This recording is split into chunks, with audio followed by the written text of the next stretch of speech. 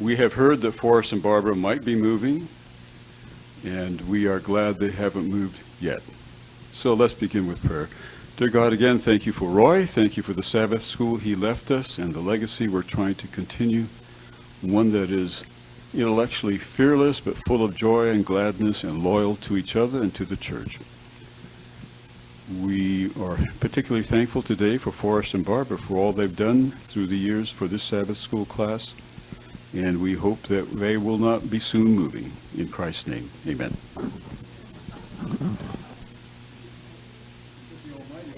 Boy, I was going to say, did you hear that, Barbara? Yeah. Anyway, I got this newfangled microphones here. I hope. No, it's okay. I just did that part. I like to do that with new groups. Anyway. All right. Now for $10, I'll sing this. For $20, I won't. We used to do that at a Rotary Club that I attended as a visitor. It was a birthday. For $10, they would charge the birthday person $10 if they would sing, and if they would pay $20, then they wouldn't sing. So usually they got the $20. But I was telling a group here, I get requests when I sing, but I sing anyway. Okay, I'll just read it. And now the end is near, and so I face the final curtain. I'll state my case, of which I'm certain. I've lived a life that's full in each and every highway. And yet, much more than this, I did it my way. There you go. By the way, do you know who wrote that? No, Frank didn't do it. Paul Anka. Paul Anka wrote it. He took it from a French tune. So you need to research that. Anyway, I did it my way. Yeah. Anyway, I'm glad I didn't read this whole. I guess this is a tawdry version that I got here, so I've never heard that one before. But anyway, just mention, yeah, Barbara and I are still in the throes of deciding what we're going to do. She did finally retire. I did break out yesterday, had a few hours of freedom. Finally, she sent a drone, tracked me down. So anyway, and yes, David, I do have a multiplicity of degrees. I have one in theology and one in taxation. Results? Oh, well. Anyway, so I tell people, or people say, what do those 2 degrees have in common? I said, well, there's 2 sure things in the world, death and taxes. And so I've got you covered. So I think I've said that here before. I need a new group now that I can tell some of my stories to. So anyway, and I see John coming in. John, this is kind of the presentation I made a few weeks ago in your class over there. So, but I'm going to do it differently a little bit. So. I mentioned that I was asked to do, well, first of all, Jim Walter's class is doing this book here, Righteous Mind. They're going through the whole thing, and they asked me to do chapter 10, which is the hive switch. And so I was talking to David about that, and he asked me to discuss some of that, but I'm going to take a look at a few other things that I didn't discuss over there. We have a myth in the United States, and that myth is that this country was founded by individuals, and as they pressed across the frontier, they opened it up. Men like Daniel Boone, and we all know Daniel Boone, the movie, or not the movie, but the TV show. There's a lot of people that think that Daniel Boone really was a misanthrope, and that people in his village would say to him after he'd been around for a while, Daniel, don't you think it's time you went exploring again? You know, just kind of like we've had enough of Daniel. He didn't get along with people real well. You know, on the frontier, the fur traders.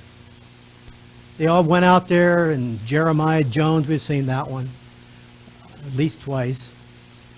And we think, oh, here, these individuals went out and made America what it is. Well, that's a myth. There's also a lot of other myths, that it was the cowboy that pressed the American frontier. And that one of the bigger myths is about, gunfight. You used to remember the gunfight every Saturday night on Gunsmoke? There weren't that many gunfights on the American frontier. There were actually more gunfights or duels during the time of the forebears of our nation. Of course, the most famous person to die in that was Alexander Hamilton. But the truth of the matter is, it's Americans as a community that pressed the boundaries of this country. Daniel Boone, yes, he played a very important role. But it was those who followed after him, the ones that tilled the land, those that put fences up, brought the churches, brought the schools. These are the individuals that made America as we know it today. And the same with the American frontier in the West. It wasn't that cowboy, but rather it was the people that came afterwards in those wagon trains that brought civilization and brought law and order. And so Jonathan Haidt, in his chapter on the hive switch, is discussing this, that we as human beings are not just individuals going out and doing things, but we work together. Homo duplex, he refers to us as. And by the way, I would recommend that you get this book. And as David did write in the blurb that went out this week, there's some very good stuff in here about the different ways that people think and operate. But today, I just want to discuss more or less this issue of the hive switch. But what is it that makes us community? What is it that draws us together, that makes us what we are? In one sense, we're a community here. Are we not? Jim Walter's class, they're a community. Then there's a wider community here at the Loma Linda Church. Then there's a wider that we're Seventh-day Adventists. But communities are important. William McNeill, in the September of 1941, was drafted in the U.S. Army. That was even before Pearl Harbor. And they started at their basic training, and they did close order drill without guns. America hadn't prepared for a war yet. So they even used, it was more than a stick, it looked like a gun. And so they would carry it around in formation. And week after week, they would go through these formations. Now, these formations had their history in what the battlefield looked like at the end of the 18th century, where you would march in formation and you had muskets, and if you could hit the broadside of a barn with a musket at 60 paces, you were lucky. And so you operated in close order formations.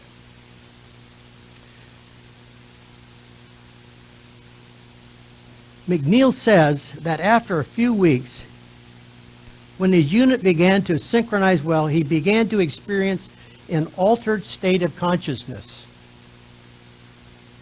Words are inadequate to describe the emotion aroused by the prolonged movement in unison that drilling involved. A sense of pervasive well-being is what I recall. More specifically, a strange sense of personal enlargement, a sort of swelling out, something bigger than life, thanks to participation in a collective ritual. And so McNeill, who later went on to be a reporter and writer, describes something actually happens when individuals work together in harmony. He uses the word muscular bonding. Muscular bonding enables people to forget themselves, trust each other, function as a unit, and then crush less cohesive groups. And then he gives a figure of the Macedonian phalanx, 16 wide, 16 deep, with long spears and shields. By the way, one thing I learned in this, that shields are not necessarily a defensive weapon. They're also an offensive weapon, because you can lock those shields together and press against the enemy and actually force them back. Romans were good at that. And so your shield was very, very critical. McNeil continues, he said, many veterans who are honest with themselves will admit that the experience of communal effort in battle has been the high point of their lives.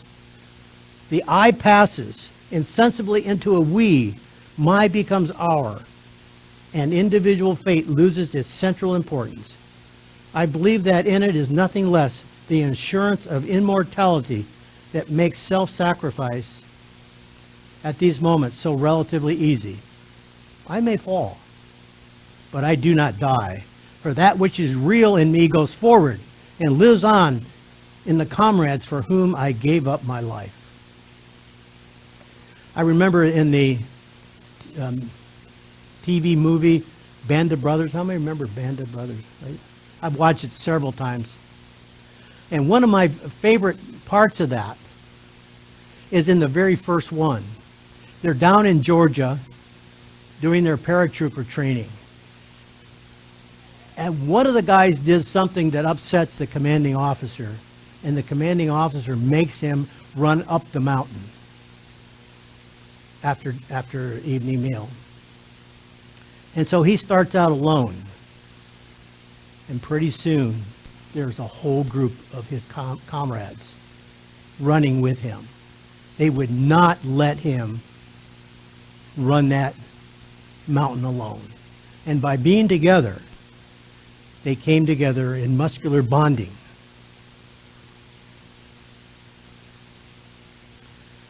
And that is what Haidt says is critical, in which we need to understand that there somehow or another uses the term hive switch, that we can move together, not as individuals. Now, individuals are important, but it's important to realize that we move together in harmony. Now, I was in China 3 or 4 years ago, and what is there in China? 1.3 billion people? Something like that. I realized there they have to work in harmony together just to survive. And we may not agree with all the politics that goes on in Beijing or in Shanghai, but you just can't have individuals going this way, another individual going this way, another going this way. They have to work in harmony. And so it's important, as McNeil says and as Jonathan Haidt says, we need to realize that we operate at two levels, not just individuals, but we work in harmony with one another in order to forward a greater good.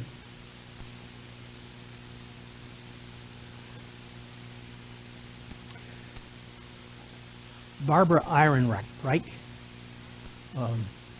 writes in a book that as European explorers went out into Africa and Asia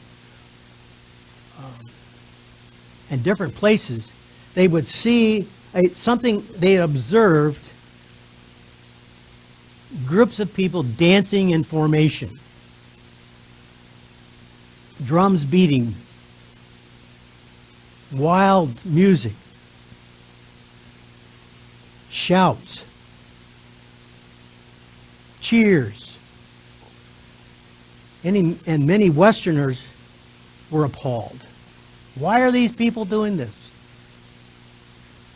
And as Barbara Ehrenreich says, it was to bring people together into muscular bonding. And together, they had strength.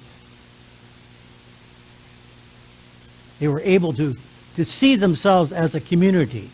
And as that community, then they could address the needs of other, or say the challenges that were brought to them. She also writes that even in the early Christian church, there was a lot of dancing. Now that's kind of shocking for us. I think that's one of the things that we were always learning. We weren't supposed to go dancing, because that led to other things, I guess. But I guess the early Christian church did do a lot of dancing. Now I wasn't able to verify that, but she says that it is. In the end of the 19th century, Emil Durkheim, a sociologist, agrees with Barbara Ehrenreich, and says that individuals work at the two levels. They work as individuals and they work in harmony with others. He got into a discussion with Sigmund Freud. Freud was always looking at just the individual. Durkheim said no. That's like trying to look at a beehive and only looking at individual bees. And he postulated that, again, this idea that we work in harmony for a greater good. And that we do work like bees and ants.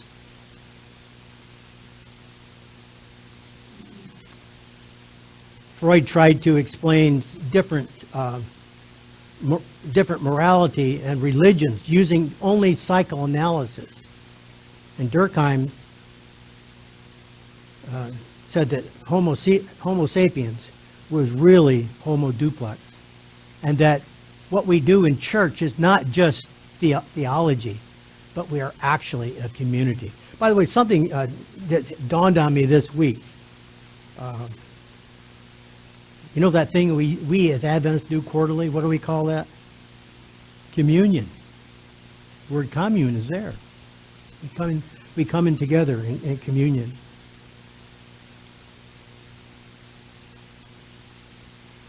Okay. How do you flip that switch? Well, if you've got 23 friends, you can probably do that. But there are other ways to do it than just being in a big group all the time. And one of those ways is discovered by Ralph Waldo Emerson and Charles Darwin, that we can raise the portal or from the profane to the sacred by going out into nature and looking at the vastness, the beauty of what nature provides for us.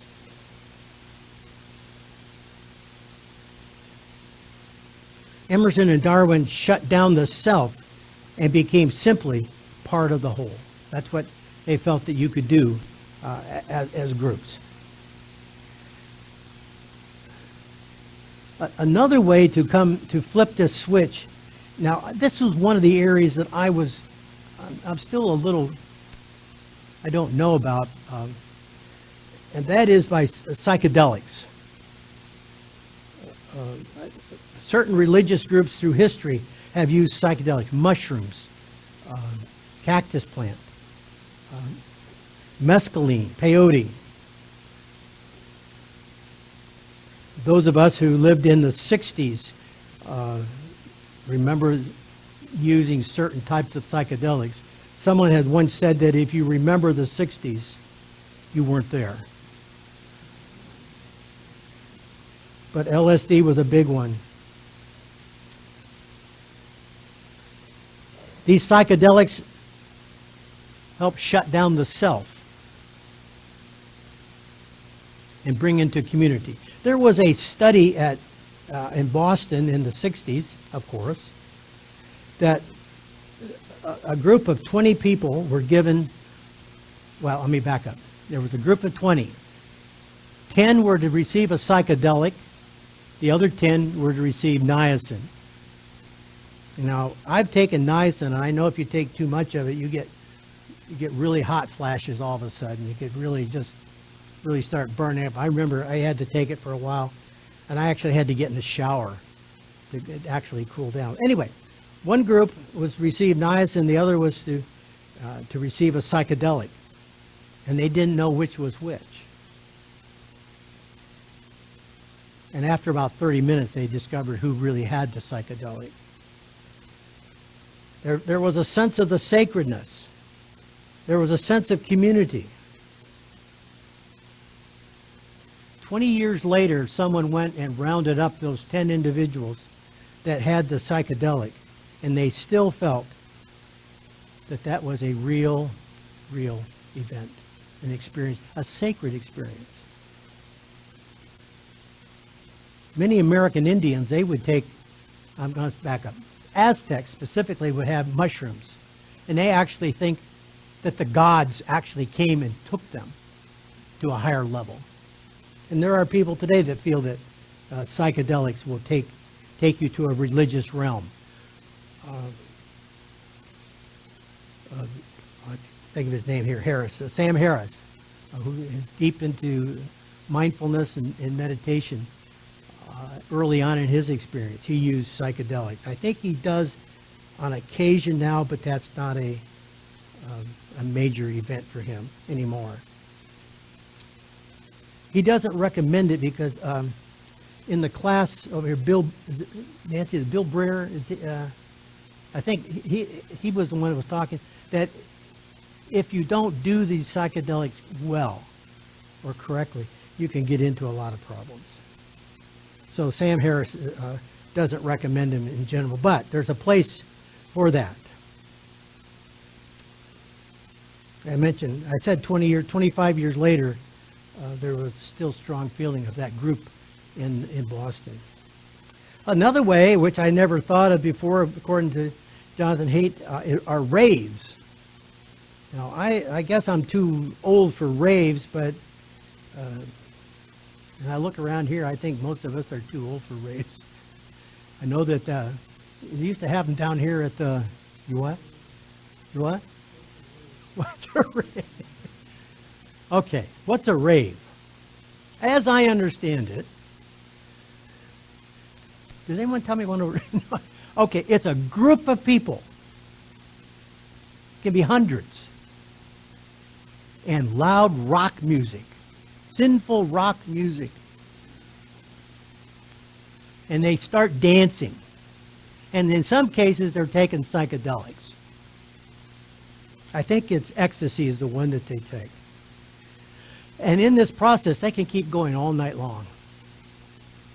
But they feel this harmony, like the natives did dancing around the drums.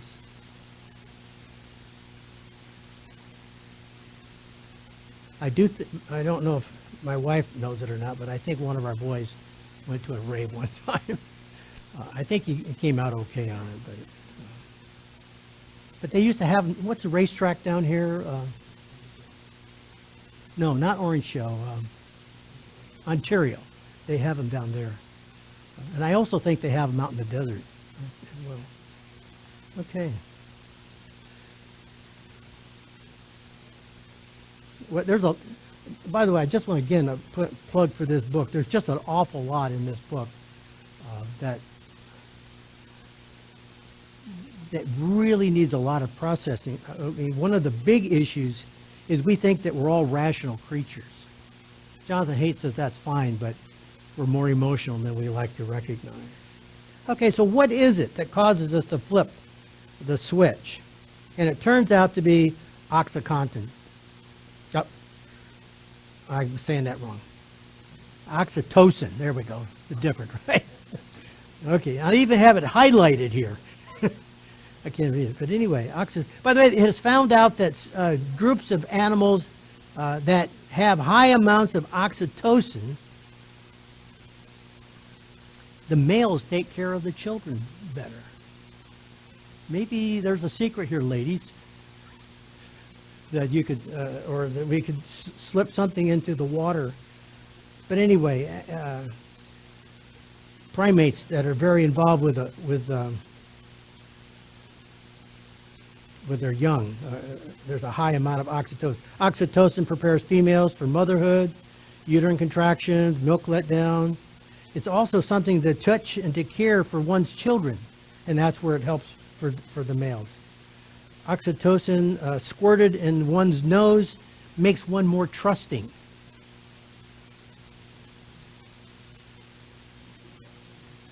You know, they did this study in Holland, in the Netherlands, that they had groups of, I'm trying to remember all the study now. You were supposed to be kind to someone else. And the more oxytocin that was sprayed, the kinder you were to those around you. There was one problem with that, though, and that is that it doesn't expand throughout humanity as a whole. In other words, the people in Holland that recognized certain Dutch names were kinder to those with Dutch names than those were some other name. So there's something about oxytocin which is good, but it has its limitations.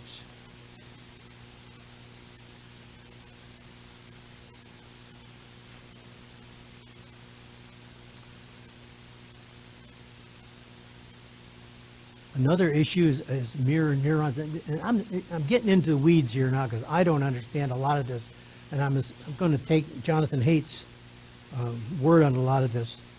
But we have mirror neurons that, if we see this simply, if we smile at someone, they smile back at us. If we have anger towards someone, they have anger towards us. But the point I'm trying to get to is that we work together in groups. They did this in corporations as well. We think about, well, the person that does the best gets the bonus. Well, what they've discovered is that you move away from individuals, but rather you move towards the group as a whole. That when the group does well, then there's a greater reward felt by the individual.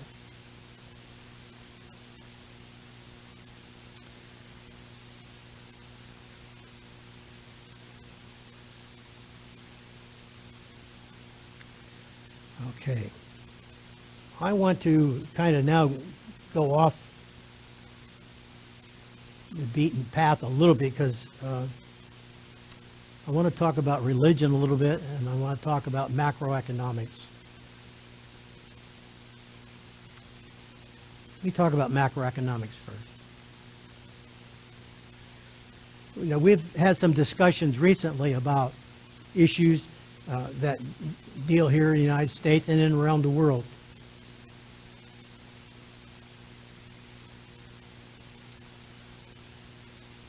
But as Frank Sinatra sang, as Elvis Presley sang, as Paul Anka wrote, I did it my way. We have to realize that we are the product of many, many factors, part of our collective, part of our commune.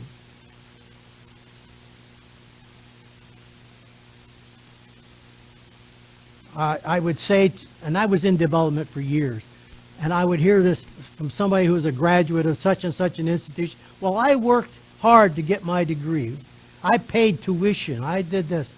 I will tell them, look, to be very honest with you, what it really cost to educate you was a lot more than what you paid. I have seen figures as much as 2 to 1 to provide an education, to provide an environment. Or what about your business? People say, well, I shouldn't have to pay any taxes because. Well, I would say to you, move your operation to Zimbabwe or move your operation to Bangladesh, and you might not be as successful as you are today. So it's important at the macroeconomic level that we understand that we are all in this together. And now as we've expanded across the world, it's important for us to realize that we're all in this same boat together. Let me ask you this question. Who is the highest paid judge in the United States?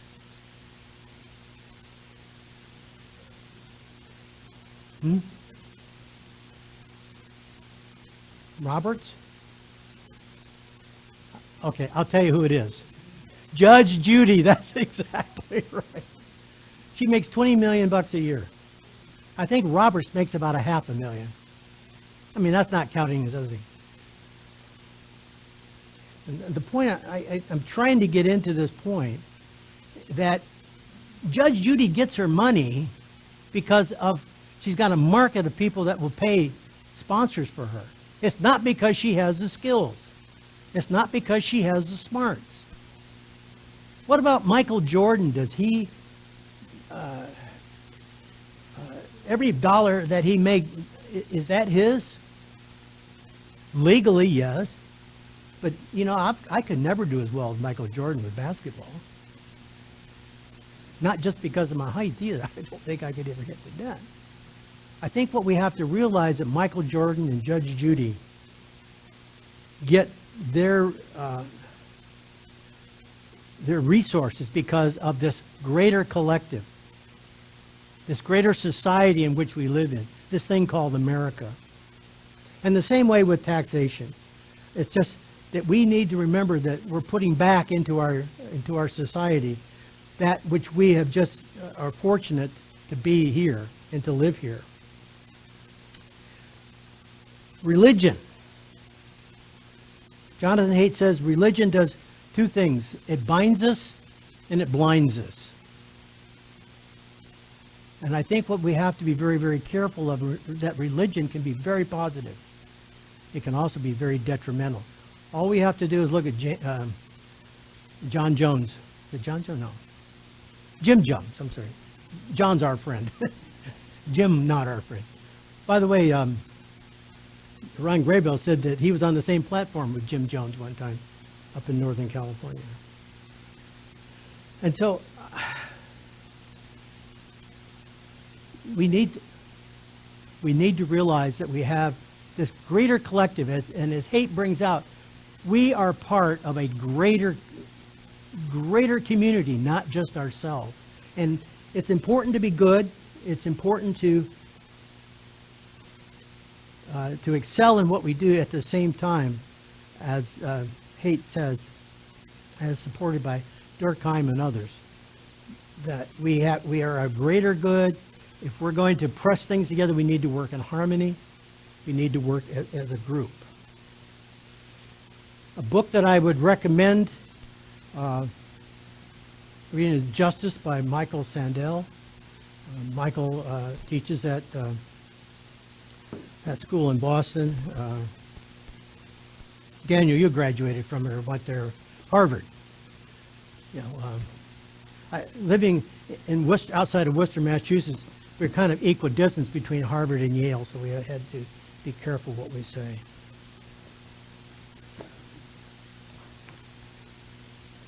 One of the things that this has nothing to do, just that I don't know how many more times I'll get to say things up here, but a book that I am recommending to people to read.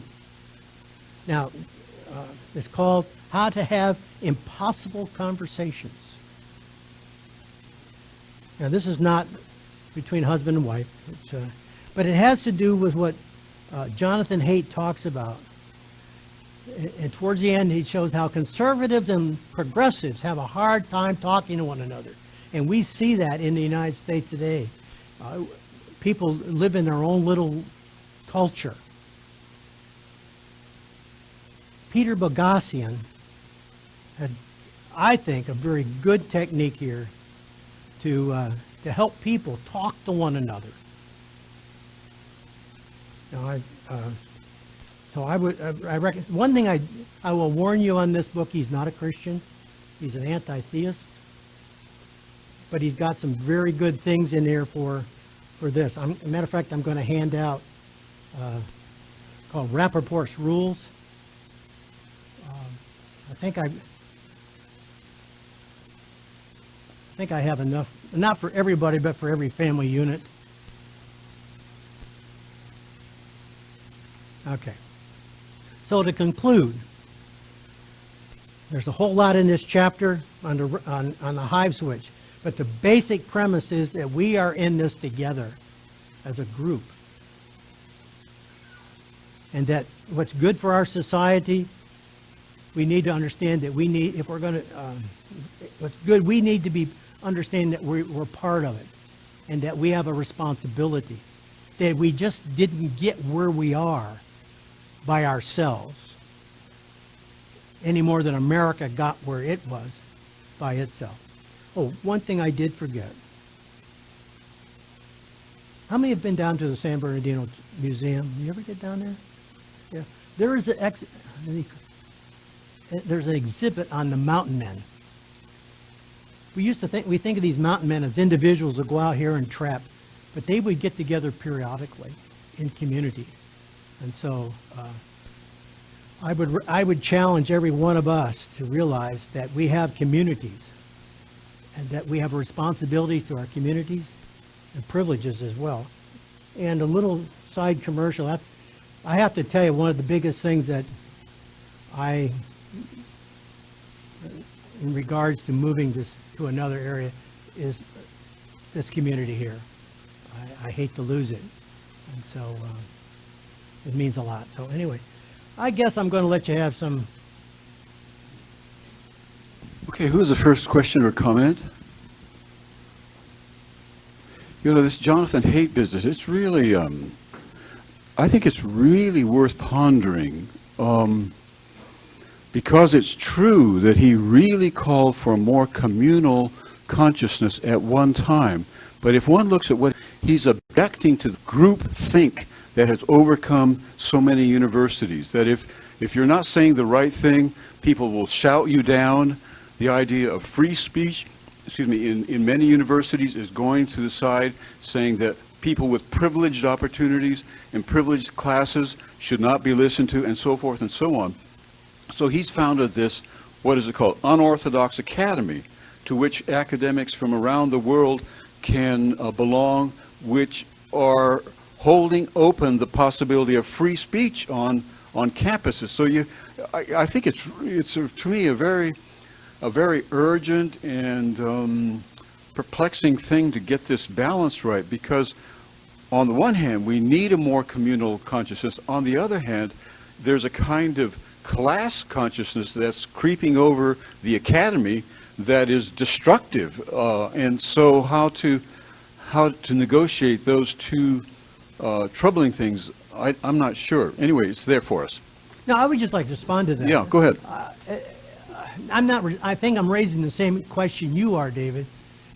I mean, is it okay to have a white supremacist or a Nazi just give a lecture anywhere and just say it's okay? Well, I run into issues.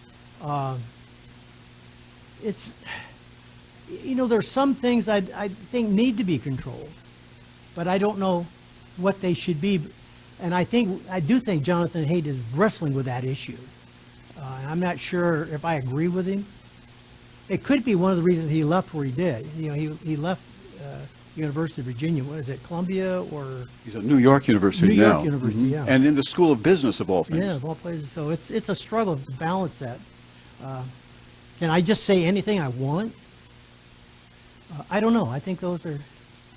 I think there should be a very strong presumption in a public university against curtailing free speech.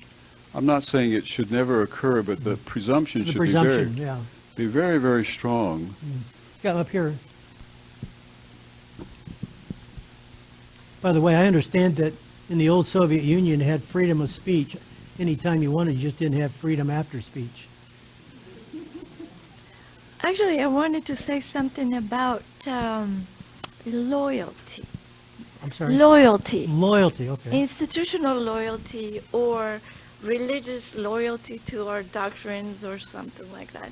I am Iranian, and I was thinking about my history, the history of my nation, and in the biblical account, you have the Babylonians that took over and demanded loyalty. And then they afterwards, a little bit later, the Mongolians, the Genghis Khan, and came, and then the Turks came over, and all of these demanded loyalty from the people.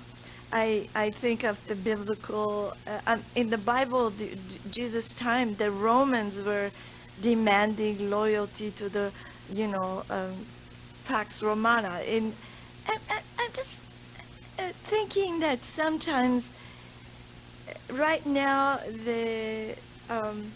and this is not exactly what the topic is, but it's sort of with conservatives and liberals and loyalty to government and laws and the way things have been comes to an issue. And if a person doesn't agree with the way things are, we become uncomfortable that the person is disrespecting our laws. And yet, many times governments have not been very sympathetic to the common interest of the very common and very regular people. So sometimes religion requests and requires us to be loyal and pray for our governors and kings, and yet the kings have not always had the best interest of the people at heart. And the question comes up right now as the United States and Iran are on very tense situations, and people are justifying this way or that way. I just wanted to say regular people don't like it. Even if they don't express it, it's harmful to us. We will die if they get their way. Just want to say that. Yeah, thank you. And I think we have this issue a lot in the Adventist Church. There's been through probably the last 25, 30 years, there's been at least one effort to have somebody sign an oath, right, David? Yes. Periodically. Of course, I ask the question, is that even important anymore? Then at the same time, I see why an organization has a certain right to say there are certain standards that we have to have. And when I was with Campus Crusade for Christ, I couldn't sign an oath, and so I left. Went to the seminary, which was a great experience. Met my wife there and all that. So I'm going to say there's a tension there. I think if a person gets to the point where they can't support something, they have a responsibility to just be quiet. Yeah, I think so. Yeah. Now, we can disagree on what that could be, but, we had that during the Vietnam War. We had that during the Civil Rights Movement. So, what? Well, but there were certain issues that we had to be quiet on. Anyway, but like I said, we can discuss. I mean, it's not an absolute, and I can see why I'm getting in trouble with you now. But anyway, what's over here? Oh, Daniel. I'd like to draw a graph, maybe. Could I? You're a teacher. You can do it. This is, I don't remember a whole lot of Try it out. Yeah. stuff, but I think you'd all be interested in this particular graph. And it's the oxytocin graph, actually. If one looks at endocrine kinds of levels and one looks at experiences, and this is time. Let's say this is 1 year, this is 2 years, and then so on. And if one looks at relationships, and people have done these interesting experiments, and you look at a young couple, or you look at a new romantic experience, there are chemicals that fall underneath the general purvey of endorphins. There are a whole bunch of different kinds of endorphins.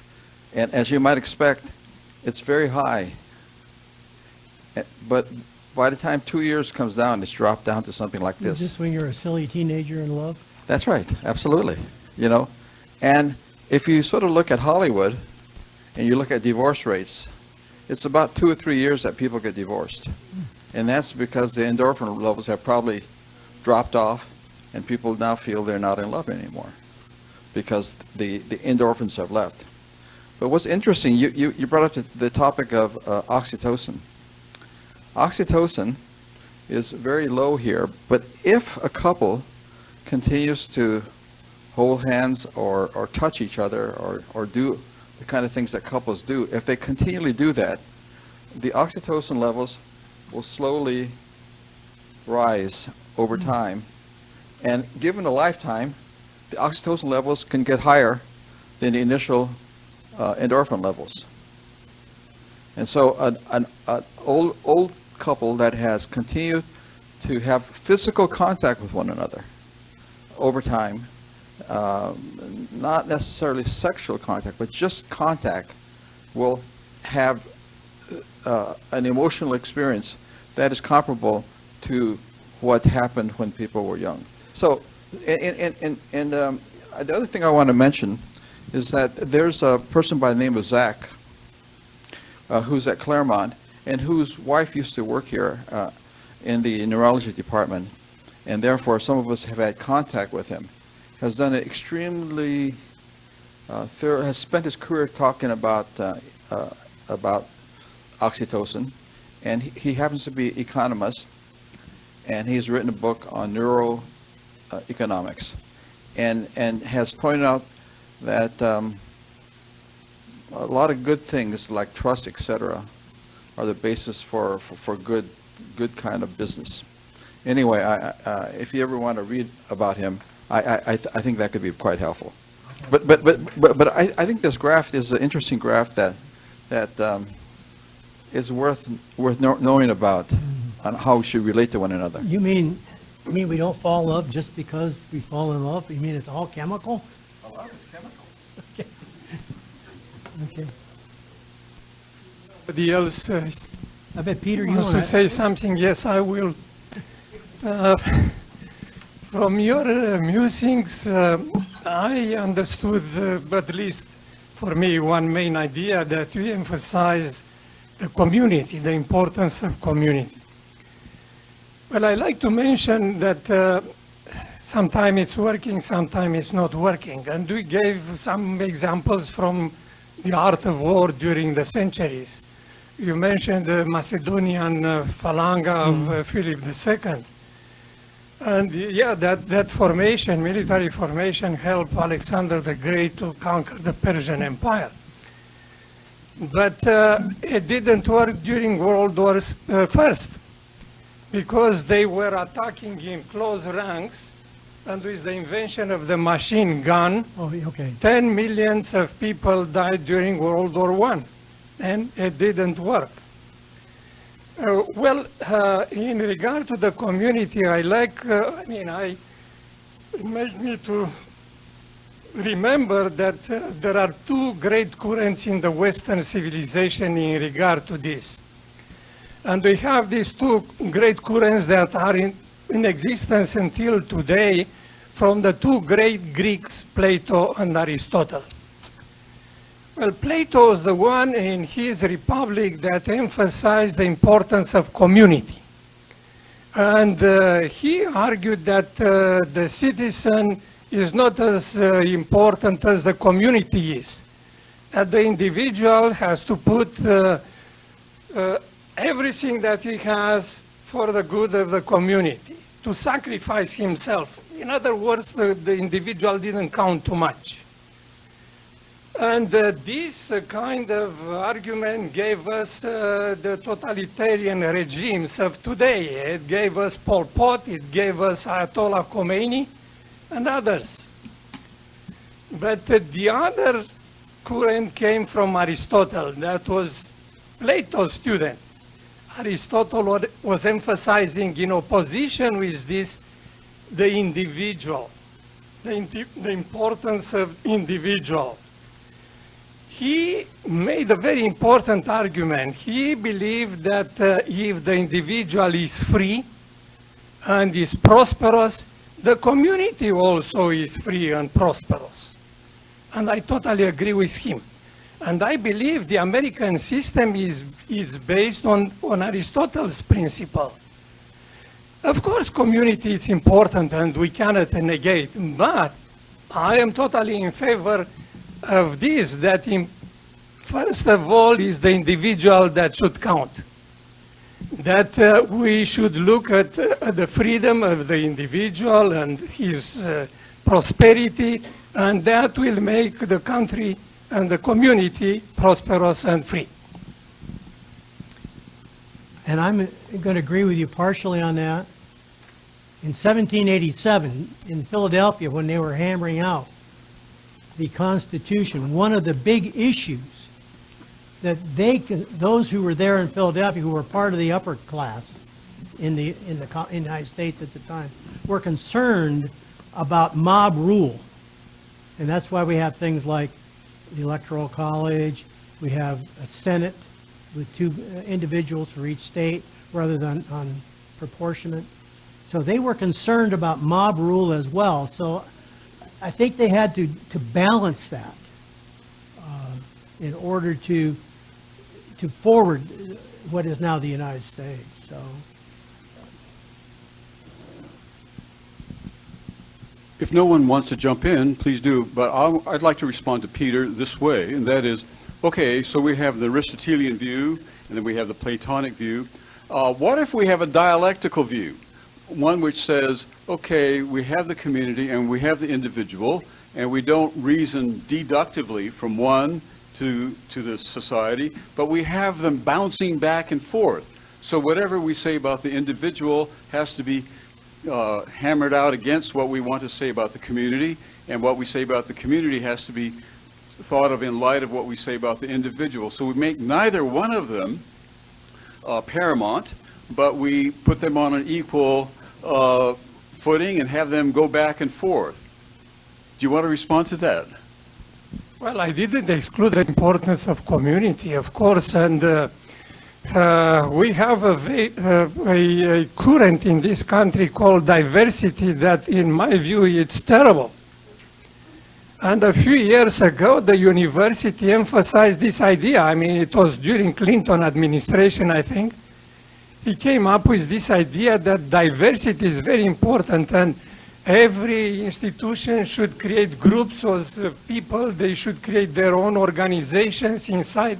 Well, this is not contributing to unity, and we should have a core value that we should all respect and gather around that, because otherwise it will be anarchy.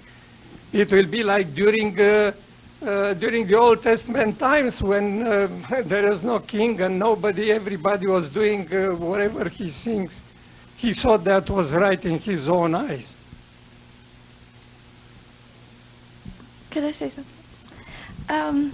In any conversation, I think, or any kind of a leadership, I think you have to have benevolent leaders, because not everybody can keep a dialogue. Our children, our elderly, are sick, are disadvantaged, cannot create that dialogue. And the people who have been oppressed do not have a voice. So if you have a society or any kind of a government that needs to look at all people, you cannot count on all people to be able to present their point of view. So you do need to have advocates. We have here David. Okay, right here. I do believe that deep diversity is a problem. You know, all we're talking about and that this guy is writing about seems to be his observations on how things are in our human world on this earth. We as Adventists have always had a bigger picture, I believe, of the fallen earth, the presence of evil, and the need for healing and salvation from this human plight to a society that will thrive with eternal peace. And I think no matter how much we study how humans do it, we're not going to find the ideal unless we look to the way God tells us to take care of each other, to be unselfish, and to nurture each other. And this is the only way that promotes life and peace, eternal peace. So why are we talking about this stuff? Well, I guess my position is until we get there, I got to deal with the world I live in. And so if we're all angels, we wouldn't need laws. I'm always reminded of Jesus, who said, greater things than these you will do. Obviously, nobody is going to be greater than Jesus. But there will be a remnant. This is a group of people who will represent the mindset of Jesus. Now, Jesus is an individual who affected the thinking of a group. And we need more individuals like Jesus to affect the thinking of the group as well. And the only way we're going to do greater things is in the name of Jesus, because he has shown us the way to the truth that gives life. Yeah, we end that right there. Okay, anyway, again, there's a lot more in this chapter. He even talks about bowling leagues in here, so it's important. And then this, and then this book. So, did you want me to have prayer? Did you want to do it, Dave? Here we go. The Lord bless you and keep you. The Lord make his face to shine upon you and be gracious to you. The Lord lift up his